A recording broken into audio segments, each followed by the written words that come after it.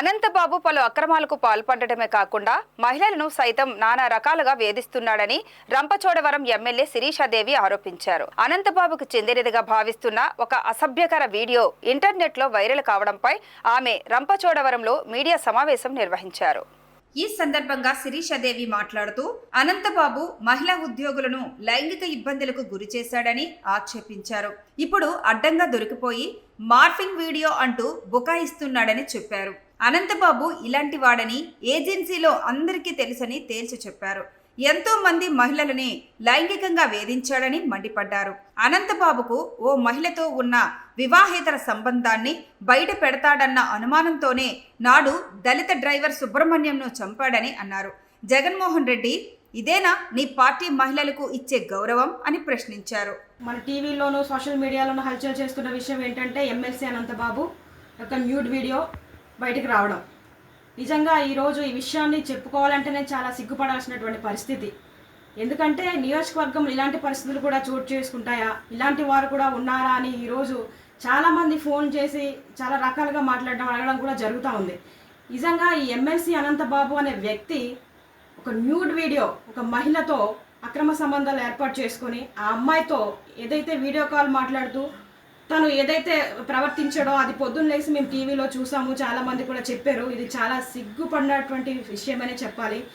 తిరిగి ఇంత తప్పు చేసింది కాకుండా నేను కాదు మార్పింగ్ చేశారు, నేను ఏదో పిల్లలకి ముద్దులు పెడుతున్న వీడియో తీసేసి అది ఈ విధంగా క్రియేట్ చేస్తూ ఉన్నారు, నా పని తప్పుడు ప్రచారం చేస్తూ ఉన్నారు, ఎవరో డబ్బుల కోసం ఇలా చేస్తూ ఉన్నారనేసి ఆ ఎమ్మెల్సీ అనంతబాబు అనే వ్యక్తి చెప్పడం జరుగుతుంది. దాంట్లో అసలు నమ్మశక్యమైన విషయం ఏదైనా ఉందా? టీవీలో మనం చూసాము, అతని మెడపై ఉన్న చైను, అతను వాడుతున్నటువంటి చేయికి వేసుకున్న ఉంగరాలు సేమ్ వీడియోలో ఏ అయితే ఉన్నాయో అక్కడ ప్రజెంట్ ఇప్పుడు ఆయన వేసుకుని తిరుగుతూ ఉన్నాడు. అక్కడ మార్పింగ్ చేయడానికి ఏమాత్రం లేదు. ఎందుకంటే సేమ్ ఒక వ్యక్తి నిజంగా ఏ విధంగా అయితే వీడియోలో మాట్లాడి ఏ విధంగా అయితే వ్యవహరిస్తాడో ఆ విధంగానే ఉంది. కాబట్టి ఇది న్యూడ్ వీడియో అనేది వాస్తవమే, ఖచ్చితంగా ఇది ఫేక్ అయితే కాదు, ఇది మార్పింగ్ చేసిన వీడియో అయితే కాదు. ఎందుకంటే ఇంత ఖచ్చితంగా చెప్తా ఉన్నాను, గత 10 సంవత్సరాల నుంచి అనంతబాబు అనే వ్యక్తి ఈ విధంగానే వ్యవహరిస్తూ ఉన్నాడు. ఇంకా బయటకు రావాల్సిన విషయాలు చాలా ఉన్నాయి. అతనికి భయపడి చాలా మంది మహిళలు ఇంకా లోపలే కుమిలిపోతున్నటువంటి పరిస్థితులు.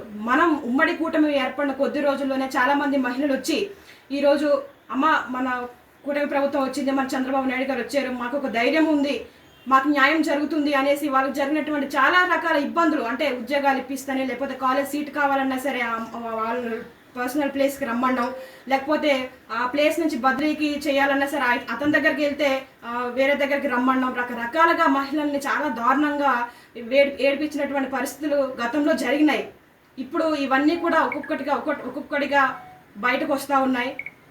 నేను ఒకటే అడుగుతా ఉన్నా, జగన్మోహన్ రెడ్డి నిజంగా నీ పార్టీ మహిళలకి ఇచ్చేటువంటి విలువ ఇదేనా అని అడుగుతా ఉన్నాను. ఎందుకంటే మొన్న ఒక ఎమ్మెల్సీ భార్య పిల్లలు ఉన్నారు, ఎదిగిన కూతుర్లు ఉన్నారు, పెళ్లి చేసిన వయసులో ఇంకో మహిళతో ఎఫ్ఐఆర్ పెట్టుకొని భార్య పిల్లలను వద్దంటున్నాడు. అలాగే ఎమ్మెల్యేలు, ఎంపీలు, ఇలాగ వైసీపీలో పార్టీలో ఉన్నటువంటి ప్రతి ఒక్క నాయకుడు ఇదే పరిస్థితిలో ఉన్నాడు. ఇప్పుడు ఎమ్మెల్సీ అనంతబాబు, ఈయన కోసం ఆల్రెడీ మనకు తెలుసు. ఇప్పుడు నువ్వేం చేస్తావు జగన్మోహన్ రెడ్డి? ఈ యొక్క ఎమ్మెల్సీ అనంతబాబుకు నువ్వు శిక్ష వేయిస్తావా?